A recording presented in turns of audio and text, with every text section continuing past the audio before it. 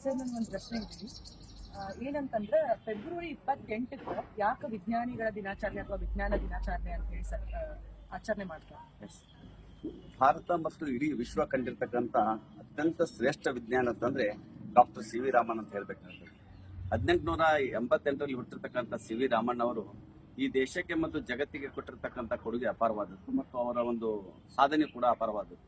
ಈ ಬೆಳಕಿನ ಚದುರುವಿಕೆ ಮತ್ತು ರಸಾಯನಶಾಸ್ತ್ರದ ಒಂದು ಸಾಧನೆಗಾಗಿ ಅವರಿಗೆ 1928ರಲ್ಲಿ ನೊಬೆಲ್ ಪಾರಿತೋಷಿಕವನ್ನು ಕೊಡ್ತಾರೆ. ಆ ನೊಬೆಲ್ ಪಾರಿತೋಷಿಕವನ್ನು ಕೊಟ್ಟರು ಕೂಡ ಅವರು 1928ರಲ್ಲಿ ಈ ಒಂದು ಫೆಬ್ರವರಿ 28ರಂದು ಬೆಳಕಿನ ಬೆಳಕು ತನ್ನ ಪಾರದರ್ಶಕ ಮೂಲಕವಾಗಿ ಯಾವ ರೀತಿಯಾಗಿ ಹರಿಯುವಿಕೆ ನಡೀತದೆ, ಅದು ಪಾರದರ್ಶಕ ವಸ್ತುಗಳ ಮುಖಾಂತರವಾಗಿ ಹೇಗೆ ಹರಿಯುತ್ತದೆ, ಅದು ತನ್ನ ಅತಿ ನೇರಳೆ ಕಿರಣಗಳನ್ನು ಹೇಗೆ ಬದಲಾಯಿಸ್ತಾ ಹೋಗ್ತದೆ, ಬಣ್ಣಗಳು ಹೇಗೆ ಬದಲಾವಣೆ ಆಗ್ತದೆ ಅನ್ನೋದ್ರ ಬಗ್ಗೆ ಅತ್ಯಂತ ವೈಜ್ಞಾನಿಕವಾಗಿ ಸತ್ಯವನ್ನ ತೋರಿಸಿಕೊಟ್ಟಿರ್ತಕ್ಕಂಥ ಒಬ್ಬ ಶ್ರೇಷ್ಠ ವಿಜ್ಞಾನಿ ಅಂದ್ರೆ ಡಾಕ್ಟರ್ ಸಿ ವಿ ರಾಮನ್.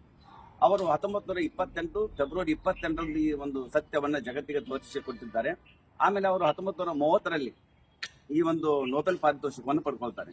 ಅದಕ್ಕಾಗಿ ಜಗತ್ತಿಗೆ ಮತ್ತು ಈ ಯುವಕರಿಗೆ ವಿಜ್ಞಾನ ಲೋಕದ ಸತ್ಯವನ್ನ, ವಿಜ್ಞಾನದ ಮಹತ್ವವನ್ನು ತೋರಿಸಿಕೊಡುವುದಕ್ಕಾಗಿ ಡಾಕ್ಟರ್ ಸಿ ವಿ ರಾಮನ್ ಅವರ ಸಾಧನೆಗಾಗಿ ನಾವೆಲ್ಲ ಫೆಬ್ರವರಿ 28ರಂದು ರಾಷ್ಟ್ರೀಯ ವಿಜ್ಞಾನ ದಿನ ಅಂತ ಆಚರಣೆ ಮಾಡ್ತಾ ಇದ್ವಿ.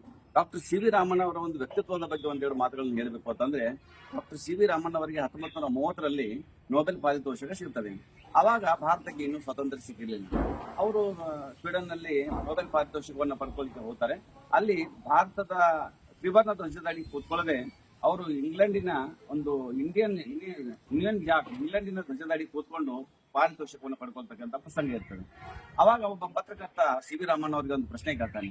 ಸಿ ವಿ ರಾಮನ್ ಅವರೇ, ನಿಮಗೆ ಈ ಜಗತ್ತು ಇಷ್ಟು ಕೊಂಡಾಡ್ತಾ ಇದೆ, ನಿಮ್ಮ ವಿಜ್ಞಾನ ಲೋಕಕ್ಕೆ ನಿಮ್ಮನ್ನ ಹೆಮ್ಮೆ ಪಡ್ತಾ ಇದೆ, ಯುವಕರು ಇಷ್ಟೊಂದು ಹೆಮ್ಮೆ ಪಡ್ತಾ ಇದ್ದಾರೆ, ಭಾರತೀಯರಂದ್ರೆ ಓದದೇ ಇರೋದವರು ಅಂತಕ್ಕಂಥ ಹೇಳಿಕೆಗಳನ್ನು ಕೊಡ್ತಾ ಇದ್ದಾರೆ. ಅಂತ ಸಂದರ್ಭದಲ್ಲಿಯೂ ಕೂಡ ನೀವು ಜಗತ್ತಿಗೆ ವಿಜ್ಞಾನ ಲೋಕದ ಸಾಧನೆಯನ್ನು ಮಾಡಿದಿರಿ, ನಿಮ್ಮನ್ನು ಇವತ್ತು ನೊಬೆಲ್ ಪಾರಿತೋಷಕವನ್ನು ಕೊಟ್ಟು ಹೆಮ್ಮೆ ಪಡ್ತಾ ಇದ್ದಾರೆ, ಅದಕ್ಕೆ ನೀವು ಸಂತೋಷರಾಗಿದ್ದೀರಿ ಅಂತಂದು ಅವ್ರು ಕೇಳ್ತಾ ಇದ್ದಾರೆ. ಅವಾಗ ಡಾಕ್ಟರ್ ಸಿ ವಿ ರಾಮನ್ ಅವರು ಹೇಳಿರ್ತಕ್ಕಂಥ ಮಾತು ಅತ್ಯಂತ ಮಹತ್ವದ್ದು. ಏನು ಅಂದ್ರೆ ಅವರ ಕಣ್ಣಲ್ಲಿ ನೀರು ಹರಿತಾ ಇತ್ತು.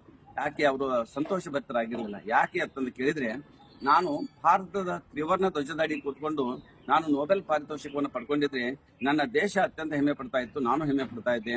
ಆದ್ರೆ ನಾನು ಇಂಗ್ಲೆಂಡಿನ ಬ್ರಿಟಿಷರ ಧ್ವಜದಡಿ ಕೂತ್ಕೊಂಡು ನೊಬೆಲ್ ಪಾರಿತೋಷಕವನ್ನು ಪಡ್ಕೊಳ್ತಾ ಇದ್ದೀನಲ್ಲ, ಅದಕ್ಕೆ ನನಗೆ ನೊಬೆಲ್ ಪಾರಿತೋಷಕ ನನಗೆ ಸಂತೋಷವನ್ನು ಕೊಡ್ತಾ ಇಲ್ಲ. ನನ್ನ ಭಾರತಕ್ಕೆ ಯಾವಾಗ ಸ್ವಾತಂತ್ರ್ಯ ಸಿಗ್ತದೆ ಆವಾಗ ನಾನು ಹೆಮ್ಮೆ ಪಡ್ತೀನಿ ಮತ್ತು ನಾನು ಈ ನೊಬೆಲ್ ಪಾರಿತೋಷಕವನ್ನು ಸಂತೋಷ ಪಡ್ತೀನಿ ಅಂತಕ್ಕಂಥ ಮಾತನ್ನು ಹೇಳ್ತಾರೆ.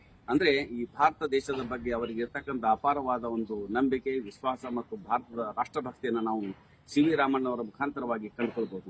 ಅಂತ ಶ್ರೇಷ್ಠ ವಿಜ್ಞಾನಿಗಳ ಅವರು ಕಂಡಿರ್ತಕ್ಕಂಥ ಸಾಧನೆಯನ್ನ ನಾವೆಲ್ಲ ಇವತ್ತಿನ ಯುವ ಜನಾಂಗಕ್ಕೆ ಹೇಳಿಕೊಡುವುದರ ಮುಖಾಂತರವಾಗಿ ನಾವು ಇವತ್ತು ಅವರ ವಿಜ್ಞಾನ ದಿನವನ್ನ ಆಚರಣೆ ಮಾಡಬೇಕಾಗಿದೆ. ಅವರ ಒಂದು ಸಾಧನೆಯನ್ನ ನಾವೆಲ್ಲ ಆಚರಣೆ ಮಾಡಬೇಕಾಗಿದೆ. ಆ ಸಾಧನೆಯನ್ನ ಮುಂದಿನ ಜನಾಂಗಕ್ಕೆ ನಾವು ಬೆಳಕಿನ ರೂಪದಲ್ಲಿ ಕೊಡೋದು ಕೂಡ ನಮ್ಮ ಜವಾಬ್ದಾರಿಯಾಗಿದೆ ಅಂತ ಹೇಳಲಿಕ್ಕೆ ಇಷ್ಟಪಡ್ತಾ ಇದ್ದೀನಿ. Thank you sir.